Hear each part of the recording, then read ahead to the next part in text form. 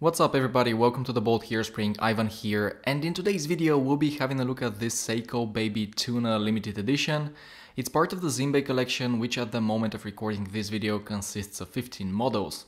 For those who have never heard about the Zimbe collection, it is sold only in Thailand and together with the Save the Ocean and the Ginza series is one of the most popular ones.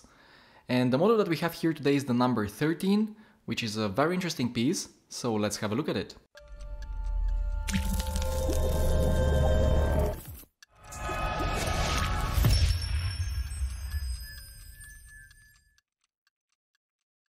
Being a limited edition model, this Seiko comes in a nicer box. Inside you can find all the paperwork, the warranty card, and the typical rubber strap that comes with most mid-range Seiko divers. The quality is good and it also has gold hardware to match the colors of the case and the dial. When you take the watch out of the box, you immediately realize that it's quite substantial. And this is a great thing for people like me who prefer bigger, heavier watches. So let's have a look at the dimensions. The case diameter is 48mm, the lug width is 50mm, while the thickness is 13.5. And despite the large dimensions, the watch is surprisingly wearable, and here it is on my 17cm or 6.7 inch wrist. I'm very pleased with how it looks, and I can also say that it wears very comfortable as there are no sharp edges neither on the case nor on the bracelet. Plus the crown is positioned at 4 o'clock, which further adds to the overall comfort. Then the build quality really surprised me. The watch feels like one big solid chunk of steel. The crown and the case back are screwed down, and of course this watch is Divers 200 meters certified in accordance with the ISO 6425 standard. I quite like the round shape of the case and the metal shroud that surrounds it. I've always considered the Seiko Tuna design very unattractive, but once I received this piece, I have to say it completely changed my mind.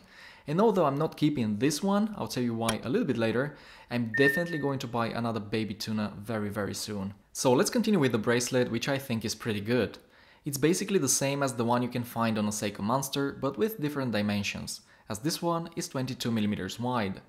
What I really like here is how, due to the case design, the bracelet looks like it's fully integrated to the case, but in reality it isn't, and it has straight end link design. The only thing that I don't like about it is the clasp, as it's made of pressed metal and as a result it feels a little cheap. Next, let's talk about the dial. It sits under a thick piece of air-coated sapphire crystal. It has this beautiful, in my opinion, honeycomb pattern, and it's very similar to the one found on the limited edition Seiko Presage SS A781J1. It has some sunburst going on, the printing is sharp, and just the overall dial quality is very high. I'm also a big fan of the handset, which can be found on the Seiko Samurai and Monster models as well. Love the pop of the red seconds hand, and as you can imagine guys, both the hands and the hour markers are filled with huge amounts of Seiko's Lumi Bright. It's evenly applied, and as you can see it's insanely bright and it stays visible through the whole night. Then the movement inside the watch is the well-known 4R36. Nothing much to say about it. It has a day-date complication. When mounted in non-Seiko watches it goes under the name of NH36, so I'm sure most of you are familiar with it.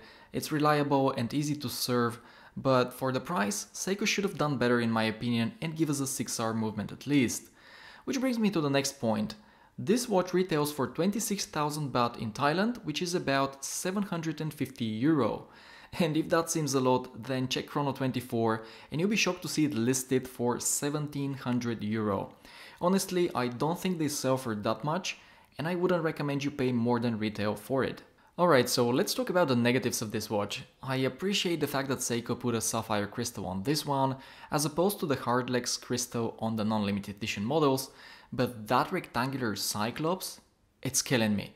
And it's the reason why I'll be posting this watch for sale. No kidding guys, it just totally looks out of place in my opinion, especially when one or both hands point at 3 o'clock. I don't know, let me know what you think, but I really can't get over it, which is a real shame because I really like this watch. Then the bezel action is typical Seiko, very spongy feeling and quite stiff, but this is something I don't mind as I never use the bezel on my dive watches. You would be happy to know that it's aligned though.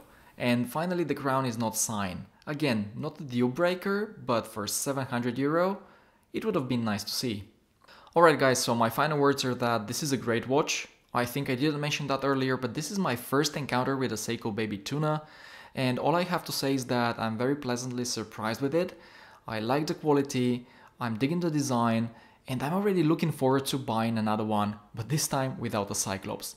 And of course, be sure that when that happens, I'll make a video about it. So it's time for this video to come to an end. We are almost at 500 subscribers, so I just want to say thank you for your support. I truly appreciate it, and if you have any ideas for future videos, don't hesitate to leave me a comment or even send me an email. Finally, if you've enjoyed this video, give it a thumbs up and I'll see you in the next one.